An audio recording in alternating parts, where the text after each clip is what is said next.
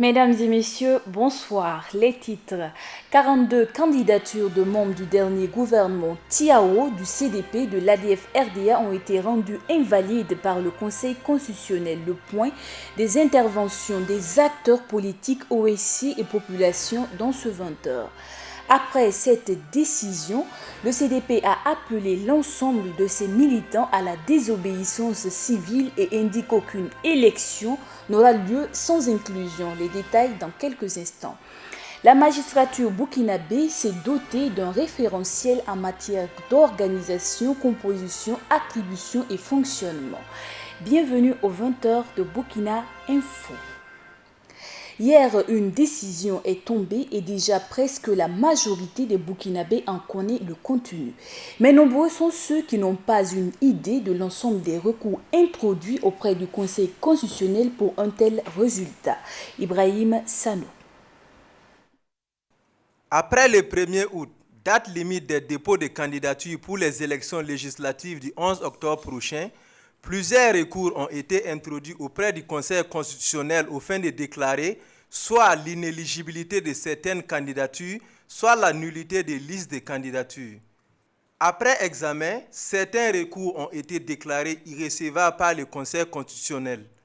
C'est le cas de celui introduit par le cadre de concertation nationale des organisations de la société civile en date du 13 août au fin de déclarer inéligible Achille Tapsoba et 8 autres membres de l'ex-régime déchu.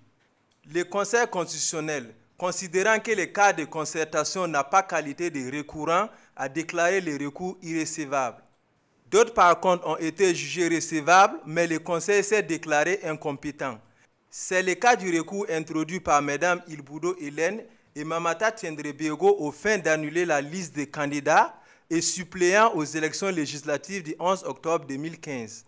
Le Conseil considère que la question des candidatures et la représentativité de l'un ou l'autre des sexes, en particulier des femmes, sur les listes électorales n'est pas une question d'éligibilité d'un candidat.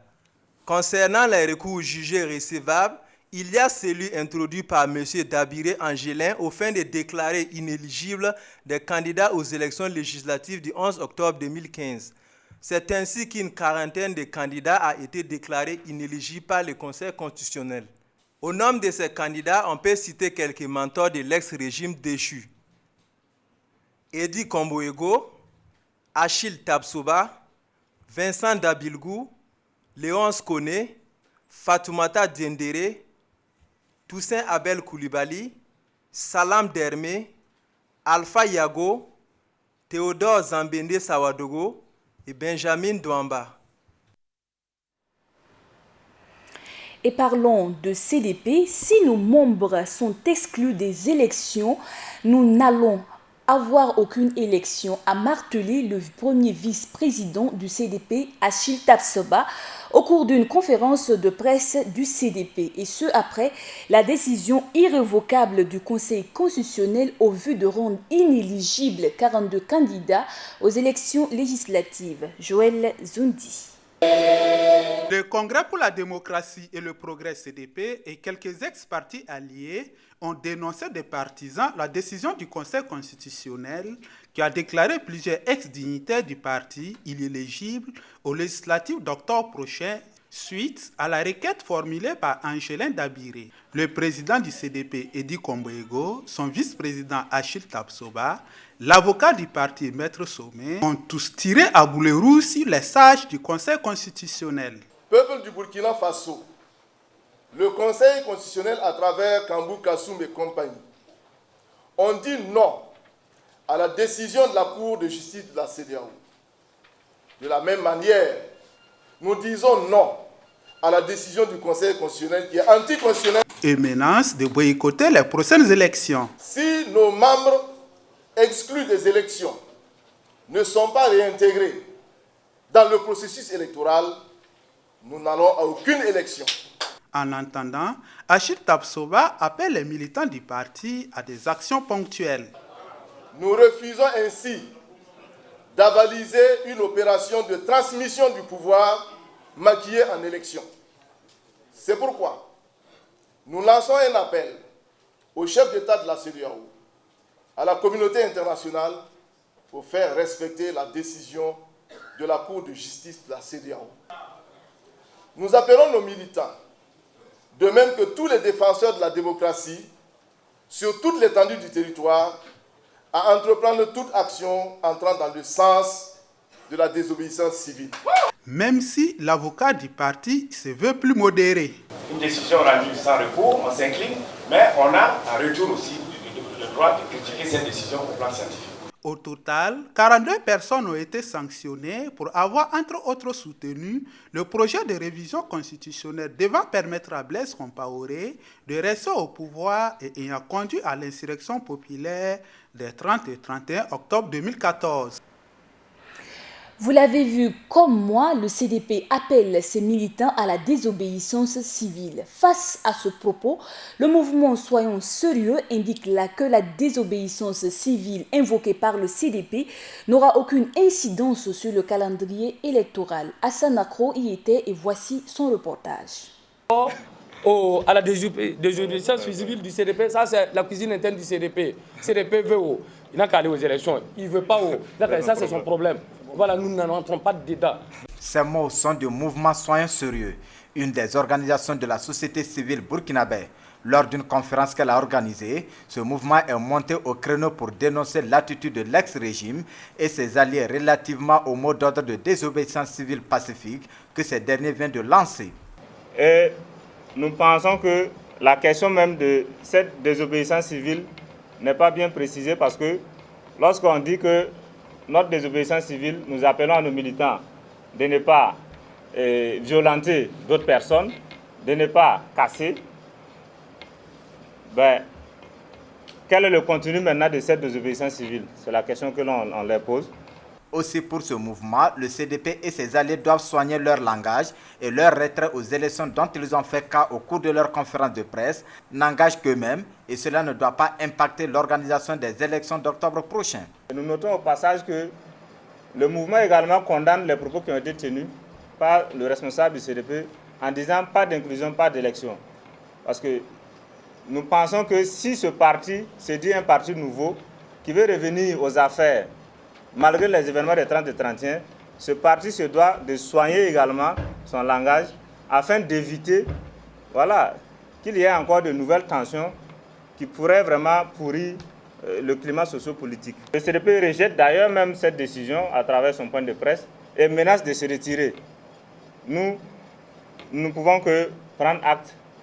Et si toutefois c'est la meilleure voie, c'est-à-dire jouer à la politique de la chaise vide, si c'est ça qui arrange le CDP, ça n'engage qu'au CDP. Le dialogue et le respect des valeurs juridiques contenues dans la Constitution et dans la Charte doivent être respectés par toutes les couches sociales selon ce mouvement.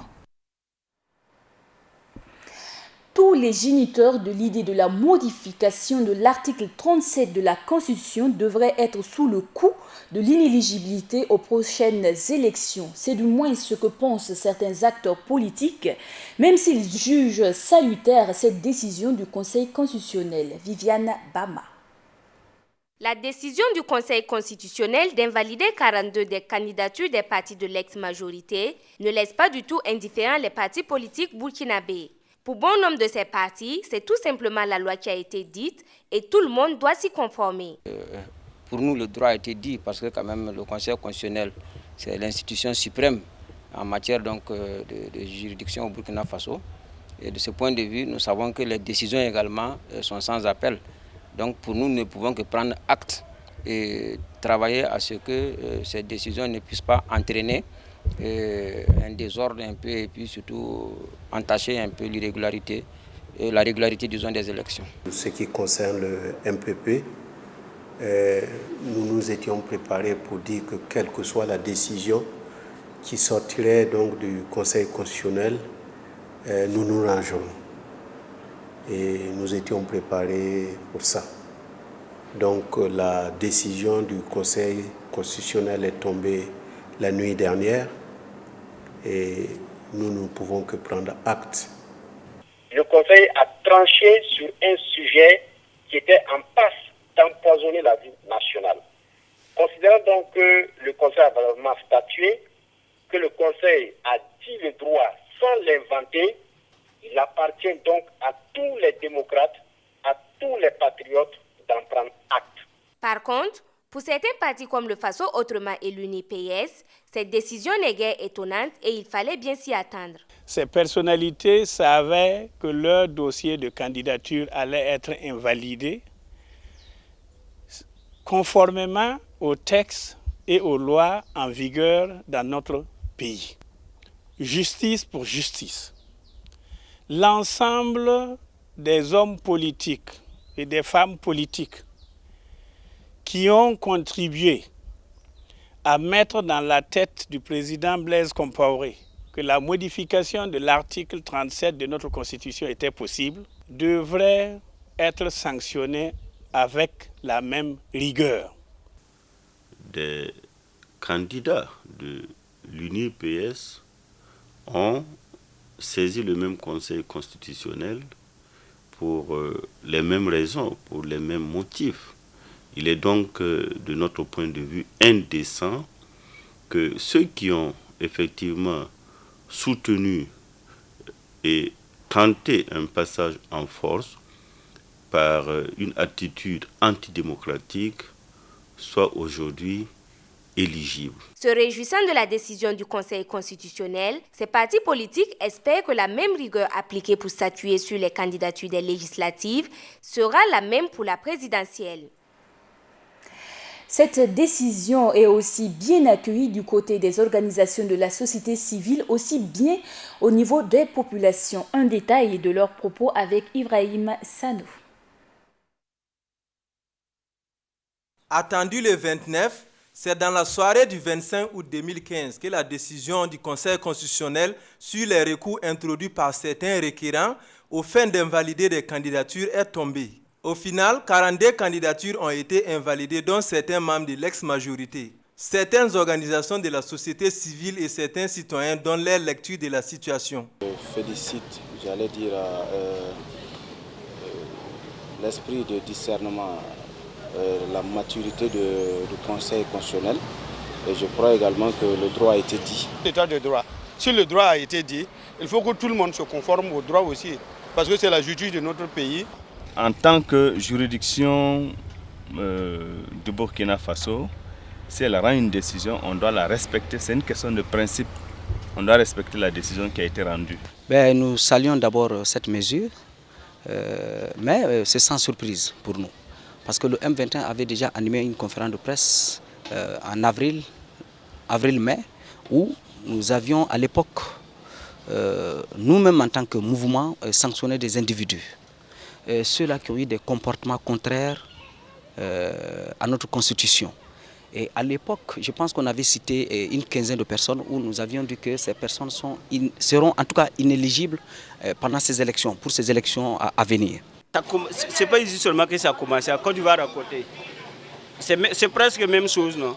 Donc c'est normal comme ça. Il doit laisser et d'autres doivent tenter leur sens aussi. Nous sommes pleinement satisfaits et nous appelons les uns les autres de respecter la décision du Conseil constitutionnel. Quant aux vendeurs de journaux, l'heure est aux bonnes affaires et les journaux s'achètent comme des petits pains. C'est aujourd'hui le plus vendu à cause des 42 recalés du CDP. Là. Donc depuis 7h30, les journaux observateurs pays, les autres là sont déjà finis. Cette décision du Conseil constitutionnel était attendue par plus d'un. Elle continue ainsi d'alimenter les discussions. Et quelle analyse globale peut-on faire de cette décision de la Cour constitutionnelle du Burkina? Max Gombré a rencontré ce matin Abdul Karim Saïdou et voici ce qu'il en dit dans cet élément. Le verdict du Conseil constitutionnel est tombé. Certains acteurs politiques ont été frappés d'inéligibilité selon les règles du droit. Quelle peut être l'analyse juridique de cette situation? Abdul Karim Saïdou, directeur exécutif par intérim du Centre pour la gouvernance démocratique, se réjouit de cette bataille des partis politiques afin de résoudre leurs différends conformément aux exigences du droit. Pour lui, cette décision vient tester la maturité de la démocratie dans notre pays et les acteurs devront prendre acte. Je dirais deux réactions à chaud. La première chose, je pense qu'il faut noter, c'est le fait que les acteurs politiques acceptent aujourd'hui de recourir à la voie judiciaire pour régler les différents politiques. Je pense que c'est un aspect important qui montre l'attachement des différents acteurs à la légalité constitutionnelle. Parce que les conflits politiques, on peut les résoudre autrement. Alors, la deuxième chose qui me paraît essentielle à l'issue de cette décision, c'est le fait que cette décision va permettre en fait de tester, je dirais, le degré d'attachement à la démocratie, le degré de légalisme des différents acteurs politiques. Parce que dans un état de droit, dans une démocratie, les décisions de justice s'imposent à tous. Et donc l'attitude d'un républicain, d'un démocrate, c'est de prendre acte de la décision. Parce que si quelqu'un refuse de se soumettre à la décision du Conseil constitutionnel, comme je l'ai dit, ça veut dire que la personne s'expose aux sanctions prévues par la loi. Parce que les décisions du Conseil constitutionnel sont en recours en matière électorale, décident en premier et dernier ressort. Aussi, selon lui, cette décision aura des répercussions sur certaines candidatures pour la présidentielle d'octobre prochain. Je pense qu'il y a une très forte probabilité que certaines candidatures soient invalidées pour la présidentielle. Si on s'appuie sur la jurisprudence du Conseil constitutionnel, la décision qui a été rendue hier, parce qu'on sait pertinemment qu'il y a certains acteurs qui ont soutenu la modification de l'article 37 et qui sont candidats à la présidentielle. Donc, on peut s'attendre à ce que ces personnes-là, que leur candidature soit invalidée. Rim Saïdou invite les leaders des partis politiques à mettre au devant l'intérêt supérieur de la nation, au-delà des intérêts partisans, car selon lui, dans un état de droit, les décisions de justice s'imposent à tous. Après cette analyse d'Abdul Karim Saïdou, nous vous proposons de suivre une analyse de notre éditorialiste Rémi Dandjunou qui était sur le plateau du Trésor. Si aujourd'hui les militants du CDP disent qu'ils ont un droit de participation, le Conseil n'enlève pas ce droit de participation. Le Conseil dit en substance que le code électoral, il est toujours d'actualité et que la requête de M. Dabiré, en partie, qui se fonde sur ce code électoral-là, s'appuie également sur des décisions de la CEDEAO et de l'Union africaine et qui rendent vraiment inéligible un certain nombre de personnes. Parmi les personnes dont l'éligibilité avait été demandée par M. Dabiré, certains, de l'avis du Conseil, ont le droit de se présenter.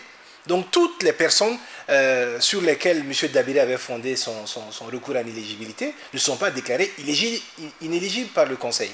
Donc je pense que c'est un premier fait. Deuxièmement, la situation elle est un peu due aussi aux propos un peu va-t-en-guerre des responsables du CDP. Ou des partis alliés et frères. Je parle notamment de René-Émile Kaboré, mais je parle de deux leaders du CDP. Il s'agit notamment donc du président Edi Komboego et puis de Achille Tapsoba. Un pays ne peut pas dépendre de la bonne humeur d'une ou de deux personnes. Je crois qu'il est important de rappeler à ces personnes-là aussi que pendant des années, ce qui a manqué dans notre pays, c'est le respect de la règle de droit. Notre pays s'est construit sur tout sauf du droit. Aujourd'hui, on veut écrire quelque chose. Et je pense qu'il nous faut respecter cette décision-là. Parce que je regrette, si des gens n'ont pas respecté la parole donnée, si ces gens n'ont pas respecté leur engagement, c'est bien Blaise Compaoré et ceux du CDP. Je me rappelle, je compte, il y a eu au moins 3 parjures de la place du président Compaoré. Parjure en 87, c'est Innocent qui me le rappelait, parce qu'il avait dit qu'il faisait le coup d'État pour partir. Parjure en 91, parce qu'il avait dit qu'il venait pour 2 ans. Il a changé un peu la constitution. Parjure après le collège des sages, parce qu'il avait décidé de respecter ce que le collège des sages avait dit. Et en partie, la question du respect aurait été réglée. Donc ce n'est pas des personnes qui ont accompagné le parjure pendant quasiment 27 ans qui vont nous dire non, aujourd'hui il y a parjure. Non. Je pense qu'il y a une décision qui est prise, il nous faut l'accepter parce que ce pays-là ne peut se construire que sur du droit. Et je pense qu'aujourd'hui, l'autre élément important, c'est que cette décision-là, elle va à l'encontre de la majorité, elle va dans le sens que voulait la majorité des Burkinabés. La coordination nationale pour une transition réussie de Pascal Zaïda a été reçue aujourd'hui par l'envoyé spécial du secrétaire général des Nations Unies. Au cœur des préoccupations, l'inéligibilité de 42 candidats aux prochaines élections législatives. Doumadié Guel Rodrigue. 24 heures après le verdict du Conseil constitutionnel sur l'invalidité de la candidature de certains membres de l'ex-majorité et ses alliés, la coordination nationale pour une transition réussie a été reçue par l'envoyé spécial du secrétaire général des Nations Unies. Les échanges entre les deux parties ont porté sur l'inéligibilité des personnes ayant soutenu la tentative de la modification de l'article 37. Sur la question du corps électoral, notamment l'exclusion, ce qui a été rendu public par le Conseil constitutionnel, nous avons pris acte. Parce que nous avons demandé dès le début de trouver une décision politique, qui malheureusement cette décision n'est pas venue.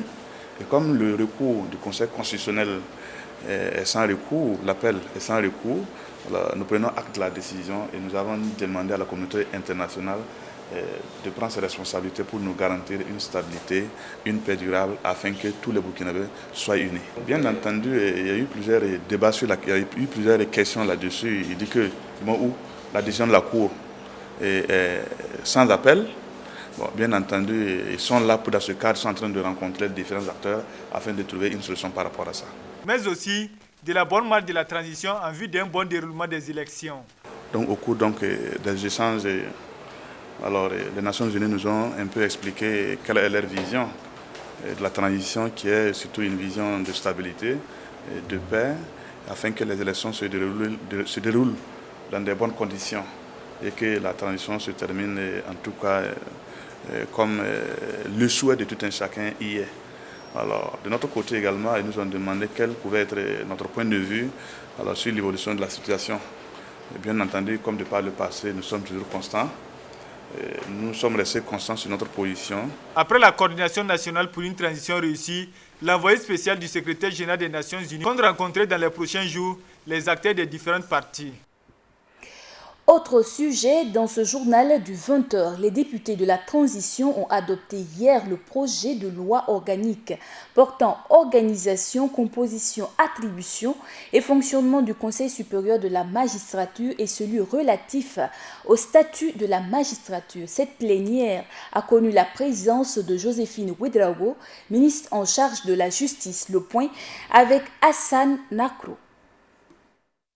La séance plénière de ce mardi 25 août 2015 a été consacrée essentiellement à l'examen et à l'adoption de deux projets de loi. L'un est relatif à la loi organique portant organisation, composition, attribution et fonctionnement du Conseil supérieur de la magistrature et l'autre au statut de la magistrature. Ces deux lois sont complémentaires parce qu'elles impriment d'une certaine manière, de manière plus claire, l'indépendance de la magistrature. Le Conseil supérieur de la magistrature étant l'organe suprême qui régit, les carrières des magistrats, qui décide de certaines orientations textuelles aussi portant sur la déontologie, portant aussi sur les fonctionnements de certaines institutions liées à la magistrature.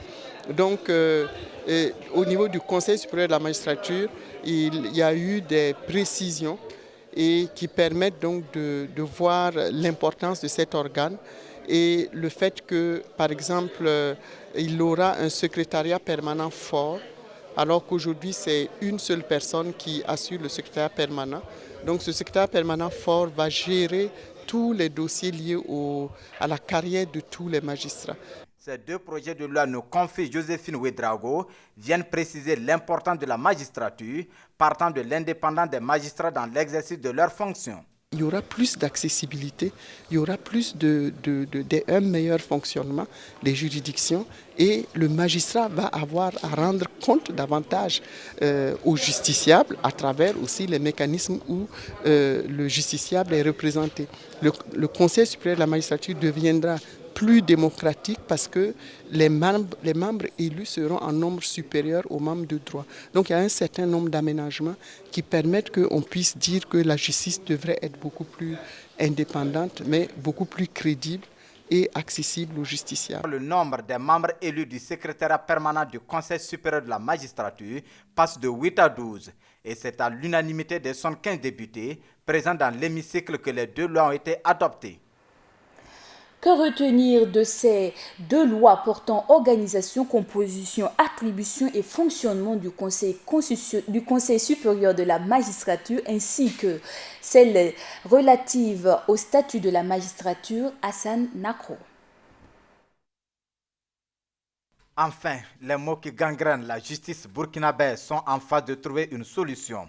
La corruption dans le milieu judiciaire, la lenteur dans le traitement des dossiers, l'impunité des acteurs judiciaires et d'auteurs de certains crimes économiques récents et l'inaccessibilité du service public de la justice seront désormais aux oubliettes. Le nouveau statut adopté par les députés du Conseil national de la transition offre à la justice burkinabé son indépendance. Désormais, il n'y a plus de renvoi au statut général de la fonction publique, celui de la magistrature se suffisant à lui-même. L'indépendance du pouvoir judiciaire est mieux affirmée. Le magistrat aura le même traitement que le Premier ministre ou le président de l'Assemblée nationale. Aussi, la nomination du magistrat se fera par décret simple du président du Faso, en lieu et place du ministre de la Justice, et doit seulement informer le Conseil des ministres. Voici entre autres les innovations apportées par ce statut pour assainir le milieu de la justice. Une réelle avancée, selon Bruno Koulibaly, magistrat et secrétaire général à l'organisation du syndicat burkinabé des magistrats. Une réelle avancée parce que si vous avez suivi les choses depuis les événements de 2011, on avait demandé que les lois puissent être changées, ça n'avait pas pu avoir lieu. Maintenant avec la nouvelle loi organique sur le Conseil supérieur de la magistrature qui vient d'être voté, ça donne beaucoup plus d'indépendance. Je prends un exemple très simple. Le président de la Cour de cassation devient deuxième vice-président de ce Conseil supérieur.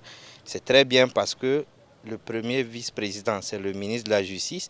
Le président, c'est le président du Faso, qui sont tous de l'exécutif. Donc quand on part sur un principe simple selon lequel les trois pouvoirs doivent être indépendants, si le pouvoir judiciaire a à sa tête deux personnes de l'exécutif, cette indépendance aura du mal à s'affirmer. Donc ça, c'est déjà un exemple. Et l'autre exemple, c'est qu'aujourd'hui, le magistrat ne sera plus noté par le ministre de la Justice, mais par son supérieur hiérarchique direct. Ainsi, avec ce nouveau statut, la justice burkinabé compte éradiquer les maux qui créent les frustrations diverses entre la population et la justice au Burkina Faso. Et si nous parlons société, avec le Hadj 2015, une réduction de 180 000 francs CFA est à noter dans les frais de participation pour les musulmans dans la réalisation du 5e pilier de l'islam. Mais cette réduction semble minime aux yeux des fidèles musulmans. Le point avec Max Combré. Les fidèles musulmans manifestent leur mécontentement suite au prix du Hajj qu'ils jugent élevé. Malgré la réduction des frais de participation au Hajj, les pèlerins devront toujours ajouter la somme de 350 000 francs par rapport au Hajj précédent qui s'élevait à 1 800 000 francs. Ces frais, initialement arrêtés à 2 300 000, chutent à 2 150 000 francs, soit une réduction de 180 000 francs CFA. C'est vraiment décourageant, puisque moi, je vais d'abord accuser les musulmans parce que c'est aux musulmans de prendre leurs responsabilités. Parce que moi, par exemple, je peux vous donner un exemple. Si vous partez en Asie, à Dubaï, c'est plus loin que Ouaga. Voilà, et le billet va coûter moins cher. Et je vais dire, c'est plus loin que la Mecque. Alors, vous allez au-delà de l'Arabie Saoudite. Bon, vous avez à débourser, même jusqu'en Chine, vous avez peut-être 700 000 francs, maximum 900. Ça dépend des compagnies, mais maximum 900 000 francs pour un billet aller-retour. Alors, en Arabie Saoudite, à côté ici, bon, moi je trouve que ce n'est pas normal que l'on paye plus de 2 millions de francs pour aller faire le pèlerinage. L'organisation du Hajj de cette année nous décourage beaucoup. Le coût est très élevé, or nos parents sont pauvres. On a l'impression que tous les problèmes du monde se trouvent dans l'islam. Aussi, nous ne comprenons pas le silence des responsables de la communauté musulmane. Aussi, les fidèles pointent du doigt les agences de voyage en charge de l'organisation du Hajj, car le pèlerinage constitue un fonds de commerce pour eux. Les agences là, ils ont créé leurs agences, c'est des activités lucratives. C'est des hommes d'affaires en fait, ce ne sont pas des enfants de cœur. Ils ne sont pas venus pour faire plaisir aux pèlerins. C'est des gens qui sont venus faire des affaires. Alors si ça doit continuer comme ça, même à 5 millions, si vous consentez à payer, ils vont toujours augmenter, c'est comme ça. Les musulmans invitent les autorités de la transition à prendre à bras le corps l'organisation du Hajj, car selon eux, le Hajj ne doit pas être un moyen d'enrichissement pour certains. C'est tout pour ce journal du 20h sur la chaîne Burkina Info. À tous nos compatriotes qui nous suivent depuis les États-Unis et partout ailleurs dans le monde entier grâce au satellite Eutelsat 16A, have a good night and take care of you.